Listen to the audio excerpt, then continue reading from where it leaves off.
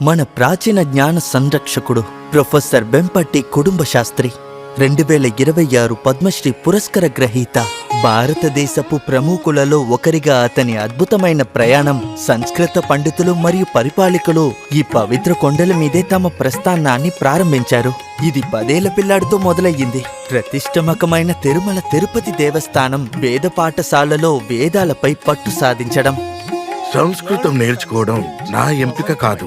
నేను నా తండ్రి కోరికను అనుసరిస్తున్న చిన్న బాలుడిని మాత్రమే.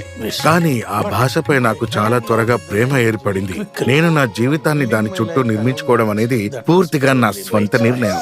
1950లో గుడ్లవల్లేనిలో 10 మంది సభ్యులున్న కుటుంబంలో జన్మించిన ఆయనకి డబ్బు కొరట ఉన్నప్పటికీ విలువలు మాత్రం పుష్కలంగా ఉండేవి. నా తల్లి ఎప్పుడూ ఆధ్యాత్మిక మరియు భక్తి గీతాలను పాడుతూ ఉండేవారు. ఆమె తన పనులు చేస్తూనే కూడా అలాగే పాడుతుండేవారు. మా తండ్రి మాత్రం సాంప్రదాయాలను తప్పకుండా పాటించాలని చాలా కట్టుదిట్టంగా ఉండేవారు. టీనేజర్ గా ఉన్నప్పుడు చెప్పులు కొనాలనే స్తోమత లేక అతను ఎలాంటి తీవ్రమైన వేసవిలోనైనా చెప్పులు లేకుండానే పాఠశాలకి నడిచి వెళ్లేవాడు. కానీ ఏ కష్టం కూడా అతని ప్రయత్నాన్ని నెమ్మదింప చేయలేకపోయింది.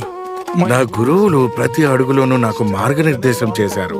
నేను ఉద్యోగం కోసం వెతకాలనుకున్నప్పుడు ప్రసిద్ధ కంచి పరమాచార్య శ్రీ శ్రీ చంద్రశేఖరేంద్ర సరస్వతి మహారాజ్ గారు నాకు లేదు, నువ్వు సంస్కృతాన్ని ఇంకా ముందుకు తీసుకెళ్లాలని చెప్పారు. పిహెచ్డి పూర్తి చేసిన తర్వాత తన వృత్తిని ప్రారంభించారు. కానీ ఆయన చూపిన గొప్ప ప్రభావం నిర్వాకుడిగా చూపించింది.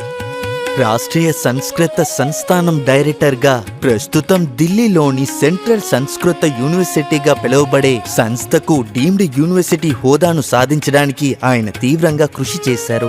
మరియు గుజరాత్లోని సోమనాథ్ సంస్కృత విశ్వవిద్యాలయానికి వైస్ ఛాన్సలర్గా దాని మౌలిక సదుపాయాలను ఆధునీకరించడానికి కీలకమైన నిధులను సమకూర్చారు. ప్రొఫెసర్ శాస్త్రి అంతర్జాతీయ సంస్కృత అధ్యయనాల సంఘం అధ్యక్షుడుగా వరుసగా 2 పర్యాయాలు కూడా పనిచేశారు.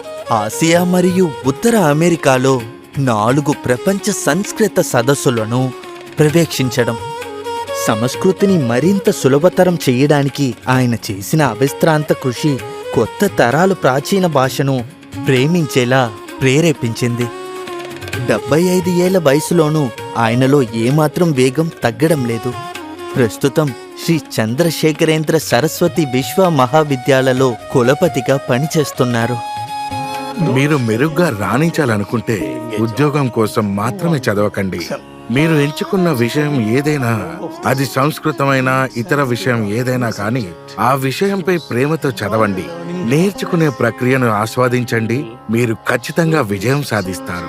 ప్రొఫెసర్ వెంపటి కుటుంబ శాస్త్రి, పద్మశ్రీ 2026.